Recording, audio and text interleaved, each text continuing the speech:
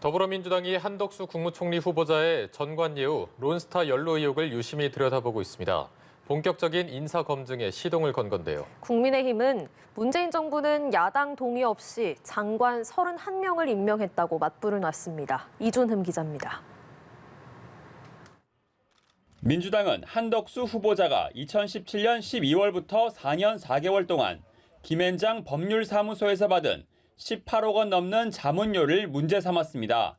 전관예우로 국민 눈높이에 맞지 않다는 겁니다.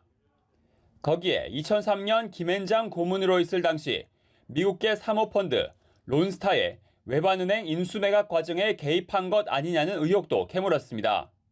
기업의 이익만을 위해서 그 공정과 관련된 부분을 훼손하는 로비를 했던 분이라면 국무총리로서는 자격 미달 아니겠느냐 싶습니다.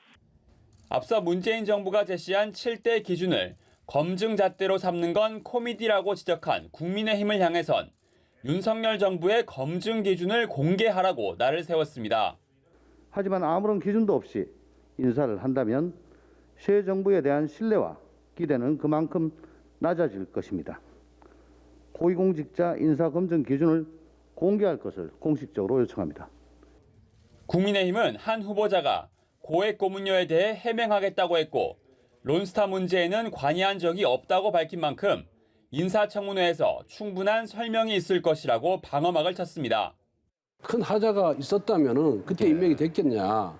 노무현 대통령의 판단을 우리가 무시해도 되는 것이냐. 저는 그런 말씀을 먼저 민주당에 드리고 싶습니다. 문재인 정부에선 야당 동의 없이 장관 31명을 임명했다며 되치기에 나서기도 했습니다. 민주당은 인사청문 TF 외부위원을 보강하는 등 한 후보자에 대한 기초검증을 시작했는데 여성가족부 폐지, 중소벤처부 기능이관, 교육부 축소 등 인수위 정부 조직 개편에 대해서도 별도 TF를 꾸려 대응하기로 했습니다.